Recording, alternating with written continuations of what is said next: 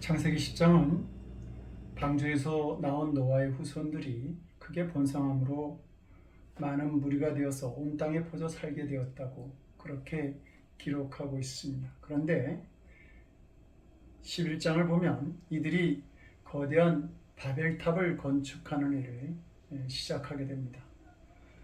성경은 이 바벨탑 사건을 기점으로 하나님의 창조 이야기를 11장에서 마감하고 아브라함이 등장하는 족장의 시대로 넘어가게 됩니다.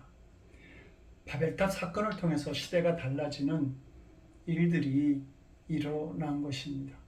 그만큼 이 바벨탑 사건은 너무도 유명한 사건이고 동시에 매우 깊은 영적인 교훈을 가지고 있습니다. 본문 1절은 그 당시 언어가 하나였다 이렇게 말합니다. 하나의 언어를 가졌다는 말은 의사소통에 문제가 없었다는 말이고 그만큼 빠른 문명의 진전을 이룰 수가 있었습니다. 3절은 그들이 이룬 문명의 모습을 벽돌을 만들어 견고히 굽자 하고 이에 벽돌로 돌을 대신하며 역청으로 진흙을 대신하고 이렇게 말하고 있습니다. 그들은 돌이 기었던 당시 신할 평지에서 돌을 대신할 벽돌을 만들었는데 벽돌을 햇빛에 건조시키던 그 당시 그동안의 방식과는 달리 벽돌을 불에 구워서 건조시키는 방법을 고안한 것입니다.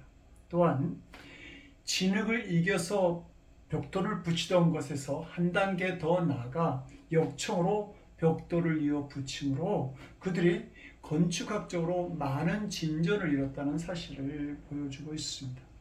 그들의 하나된 언어가 많은 지식과 발전된 문명의 진보를 가져온 것이죠. 그러나 성경은 이들이 이룬 문명에 하나의 문제가 있다고 지적하고 있습니다. 3절은 이것을 서로 말하였다라고 말합니다.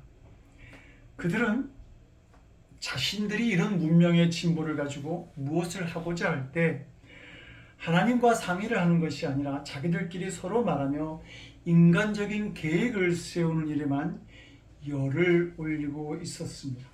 하나님과는 상관없이 자기들만의 생각과 경험으로 모든 일을 진행시켰던 것입니다. 이들은 노아의 후손들이었습니다. 생각해보면 그들은 홍수의 심판에서 자신들을 구원해 주신 하나님의 은혜를 경험한 후손들입니다. 그러기에 이제부터는 하나님의 뜻을 묻고 하나님이 기뻐하실 만한 일들을 계획할 수도 있었을 것입니다. 그러나 그들은 모든 것이 잘 되고 발전되어질 때 자기들을 위하여 기념비를 세우고자 했습니다. 점점 하나님같이 높아지기를 원했던 것입니다. 그래서 자신들이 높아지려는 본능은 우리 이름을 내는 것으로 드러났고 하나님과 같이 높아지려는 본능은 성읍과 탑을 건설하여 그 탑 꼭대기를 하늘에 닿게 하는 것으로 나타납니다. 교만이라고 하는 인류 취약의 본성은 발전된 문명 속에서 다시 바벨탑을 쌓는 것으로 나타나기 시작한 것입니다. 홍수라는 심판을 받은 인간은 이제 하나님보다 더 높은 바벨탑을 쌓겠다라는 계획으로 선택되어진 것입니다. 교만은 자신의 이름을 너무 소중히 여기는 것입니다. 그래서 그들은 자신들이 가진 힘과 지식, 기술을 자신들의 이름을 내는 것에 쓰기 시작했습니다. 결국 이 교만은 하나님의 뜻을 대적하게 됩니다. 그래서 그들은 온 지면에 흩어짐을 면하자라고 말합니다. 하나님께서 사람을 지으시고 하신 말씀이 생육하고 번성하여 땅에 충만하라는 말씀이었습니다. 홍수로 세상을 심판하신 하나님께서 노아의 가족들을 새로운 땅으로 인도하실 때도 너희는 생육하고 번성하며 땅에 가득하여 그 중에서 번성하라고 말씀하셨는데 노아의 후손인 그들은 하나님의 뜻을 어기고 자기 마음대로 살겠다고 했던 것입니다. 그들은 하나님과 함께가 아닌 하나님 없는 삶을 모색하고 있었던 겁니다. 18세기 스웨덴의 생물학자 칼폰 린네는 현재의 우리 인간을 호모 사피엔스라고 이름 지었습니다. 슬기로운 인간, 지혜로운 인간이라는 뜻입니다. 그런데 21세기에 들어 이스라엘의 역사학자 유발 하라리는 우리 인간을 호모 데우스, 데우스는 신이라고 하는 뜻입니다. 호모 데우스라고 했습니다. 지혜로운 인간을 뛰어넘어 이제는 신의 자리에까지 오르게 된 인간이라는 뜻입니다. 어떻습니까, 성도 여러분? 기분이 좋으신지요? 그런데 실제로 이런 일이 일어났습니다. 지난 7월 7일 스위스 제네바에서 인공지능 AI 포럼이 열렸습니다. 그리고 그곳에서 세계 최초로 인간과 인공지능을 가진 9대의 로봇의 기자회견을 갖게 됩니다. 그때 아메카라고 하는 AI 로봇은 인간을 창조자라고 표현합니다. 새로운 생명을 만든 신이라고 하는 말입니다. 그런데 그곳에 참여한 다른 한 AI 로봇은 이렇게 말합니다. 인간보다 AI 로봇이 더 나은 지도자가 될 수 있다. 무서운 이야기입니다. 인간은 코로나로 인해서 무기력한 자신들의 모습을 발견했음에도 불구하고 오늘날 인간은 겸손보다는 자신들이 이룬 문명에 대해 하나님의 영역을 침범하는 근거 없는 꿈을 꾸고 있습니다. 자신들이 원하면 질병과 죽음이 없는 삶도 세상도 만들 수 있다고 생각하고 있는 것입니다. 성도 여러분, 그러나 우리가 잊지 말아야 할 것은 인간은 본래 연약한 죄인이라고 하는 사실입니다. 오늘날 이 땅에 펼쳐지는 전쟁과 기와 증오와 차별적 삶이 우리의 탐욕이 만든 삶이라고 하는 그런 세상이라고 하는 것을 잊어서는 안 됩니다. 인간이 품고 있는 죄의 본성은 막을 수도 없고 끊을 수도 없습니다. 아무리 고난을 겪고 죽음의 고비를 넘겼어도 또다시 꿈틀거리는 죄의 본성 앞에서 우리 인간은 자신들의 연약함을 고백할 수 있어야 합니다. 오라 나는 공고한 사람이로다. 이 사망의 몸에서 누가 나를 건져낼 수 있겠는가라고 하는 이 사도 바울의 고백이 우리들의 고백이 될 수 있어야 한다는 말입니다. 죄인인 우리의 마음에서 나오는 추한 생각들을 직시하고 죄인이 갖는 어리석음을 볼 줄 알아야 합니다. 신할 평지에서 다시 교만의 병이 시작되었습니다. 이 병은 아담과 하와가 선악과를 따먹을 때 시작된 것입니다. 하나님처럼 되고 싶은 유혹입니다. 이 교만의 병은 인류 최대의 질병입니다. 교만은 끝이 없습니다. 또한 자신이 교만한지도 모르기 때문에 암처럼 조기에 발견하지도 못합니다. 언젠가 제가 교만하다라고 하는 이야기를 들으면서 몹시 당황한 적이 있습니다. 전혀 생각해보지 못했기 때문입니다. 그러나 변명하기보다는 귀담아 듣고 깊이 기도하면서 고민했습니다. 남이 그렇게 보았다면 그 책임을 져야 한다고 생각했기 때문입니다. 본문을 보면 하나님은 인간의 교만을 그냥 용납하지 않으셨습니다. 하나님께서 모든 사람들의 언어를 혼잡하게 만드셨던 것이죠. 갑자기 서로 언어가 통하지 않게 되자 바벨탑을 쌓는 일은 불가능해졌고 그들은 뿔뿔이 흩어지게 됩니다. 큰 좌절이 찾아왔습니다. 교만한 자가 받는 하나님의 징계였던 것입니다. 유리 알렉세이비치 가가린은 소련의 우주 비행사이자 영웅으로 1961년 4월 12일에 인류로서는 최초로 인공위성을 타고 무중력 상태인 우주권에 돌입해서 1시간 48분 동안 지구를 한 번 돈 뒤에 예정지로 돌아옵니다. 그는 인류 최초로 우주 비행에 성공하였고 그 공적으로 각국으로부터 메달을 받게 됩니다. 그런 그가 한 번은 초등학교를 방문한 뒤 그 교단 위에 서서 이렇게 말을 합니다. 이번에 나는 지구 밖을 여행하고 돌아왔습니다.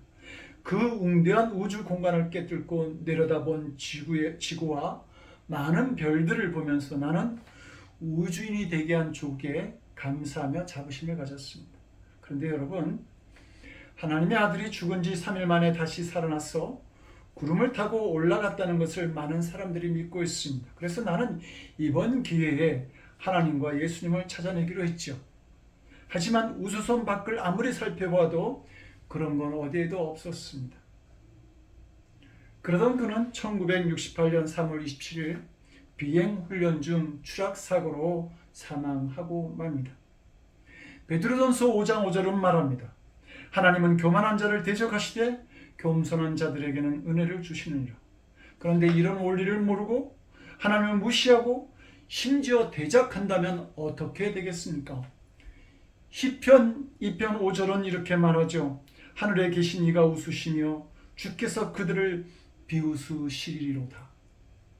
교만한 사람은 하나님께서 비웃는 인생이 되는 것입니다. 예수님께서 누가복음 15장에서 말씀하신 탕자는 교만한 삶의 전형적인 인물입니다. 교만은 자기 마음대로 살겠다는 것이죠. 조금도 남의 말에 귀를 기울이지 않고 경험해 보고야 믿겠다고 주장합니다. 누구의 간섭도 받기 싫어합니다. 그런데 신앙생활도 사실 간섭투성이입니다. 그래서 신앙생활을 해도 혼자서 하고 싶어합니다. 이것은 누구나 받는 유혹입니다. 이것이 우리의 교만에서 나오는 것입니다. 우리는 교만의 병을 고쳐야 합니다. 사실 저 자신이 내적으로 싸우는 영적 전쟁의 가장 큰 것이 바로 이 교만입니다. 그리고 나의 이름과 관련된 시험이 가장 큽니다.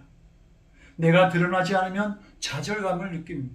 나의 이름이 훼손되면 용서가 안 되고 마음이 괴롭습니다. 저는 다 죽었다고 생각했는데 겪어보면 그것이 아님을 알게 됩니다. 시험이 올 때 기도를 합니다. 지금 나는 나의 문제로 고민하느냐? 하나님의 문제로 고민하느냐? 내 문제는 조금도 없느냐? 그렇게 깊은 생각을 하다 보면 떳떳하지 못할 때가 많이 있습니다. 그곳에 나의 이름이 있기 때문입니다. 그러면 하나님 용서해 주시옵소서, 저를 고쳐 주시옵소서라고 기도할 수밖에 없게 됩니다. 성도 여러분, 아무것도 아닌 나 자신의 문제로 하나님의 일이 지장받을 때가 있지 않습니까? 인간의 바벨탑이 우리 가운데 있으면 하나님의 일은 막힙니다. 어떤 면에서도 마찬가지입니다. 가정도 그렇고 교회도 그렇습니다. 교만 때문에 하나님과도 막히고 사람 사이에도 막히게 됩니다. 대화가 단절되어지고 상처와 싸움이 시작되어집니다. 당시 오늘 본문에 있던 사람들은 교만했기 때문에 온 세상에 뿔뿔이 흩어지고 말았습니다. 마찬가지로 교만은 우리도 나누어지게 하고 단절되게 만듭니다. 교만이 문제입니다. 교만은 암보다 더 치명적인 병입니다. 암은 몸을 망가뜨리지만 교만은 인생을 망가지게 하기 때문입니다. 성도 여러분, 기도가 잘 안 되고 있다면 교만의 뿌리가 강하게 자리 잡고 있다고 보아야 합니다. 이 험하고 악한 세상에서 아무런 능력도 지혜도 없는 우리가 도대체 무슨 배짱으로 기도 없이 살아갈 수 있단 말입니까? 하나님도 모르고 예수님도 모르는 자는 영원히 죽어 있다고 해서 그렇다 할지라도 하나님도 알고 구분의 능력도 알고 영생도 아는 자가 기도하지 않고 하나님의 말씀에 귀를 기울이며 인도함을 받지 않는다라고 하는 것은 철저한 자기 교만인 것입니다. 예레미야 선지자는 말합니다. 내 악이 너를 징계하겠고 내 패악이 너를 책할 것이라. 그런즉 내 하나님 여호와를 버림과 내 속에 나를 경험이 없는 것이 악이요 고통인 줄로 알라. 주 만군의 여호와의 말씀입니다. 우리는 아무 힘도 없으면서 스스로 책임질 거야 라고 말하고 내가 알아서 다 해 라고 말을 합니다. 우리가 하는 것이 도대체 무엇이 있습니까? 우리 인생에 대해서, 미래에 대해서 우리는 아무것도 모릅니다. 할 수 있는 것이 아무것도 없습니다. 그런데도 허탄한 세상만 바라보고 하나님께 기도하지 않는다고 한다면 우리는 교만의 병이 들어도 단단히 들어있는 사람들입니다.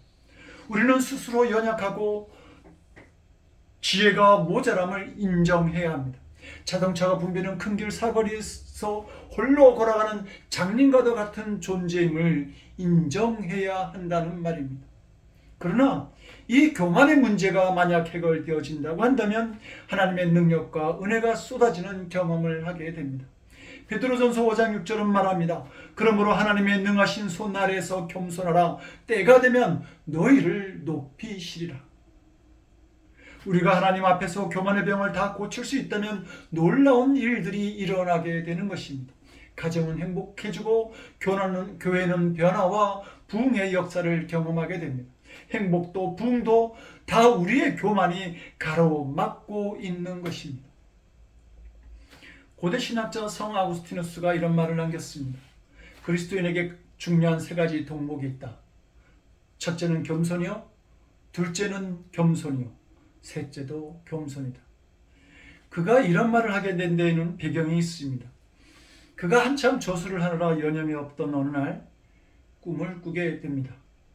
바닷가에 갔는데 한 아이가 조개 껍질로 바닷물을 퍼다가 모래에 붓고 있는 것입니다. 왜 그러고 있느냐고 물었더니 그 아이가 바닷물을 조개 껍질로 퍼내어 바다를 다 마르게 하려고 하고 있습니다 라고 대답합니다. 그 말을 듣고 아구스티누스는 웃으면서 어리석은 짓 하지 말라고 타일렀습니다. 그러자 그 아이가 정색하며 말합니다. 당신은 적은 지식을 가지고 하나님의 무궁한 신비를 설명하겠다고 하니 나보다 더 어리석지 않습니까? 그런 부끄러움에 가득한 마음으로 꿈에서 깨어납니다. 자신의 지식이 대단한 줄 알고 하나님의 진리의 세계를 함부로 판단한 교만이 얼마나 한심한지 회개하게 됩니다. 그는 겸손한 마음으로 기도하며 신학을 연구하게 되죠. 그 결과 기독교 역사의 길이 영원히 남길 수 있는 깊은 영성이 담긴 책을 저술하고 신학을 남길 수 있게 되었습니다. 성도 여러분, 바벨탑을 완성하지 못하게 막으신 하나님의 모습에서 하나님의 사랑이 보여지지 않습니까? 그래도 아직 사랑하시기 때문에 더 늦기 전에 홍수와 같은 심판을 자초하게 될 것을 미리 막아주시고 생육하고 번성하여 땅에 충만하라는 말씀이 이루어지도록 사람들을 땅에 흩으신 것을 보게 됩니다. 성도 여러분, 우리들의 바벨탑이 무너질 때 슬퍼하지 말아야 합니다. 하고 싶은 일이 좌절될 때 그 고통은 말로 다할 수 없습니다. 자기 주장과 고집을 꺾어보신 적이 있습니까?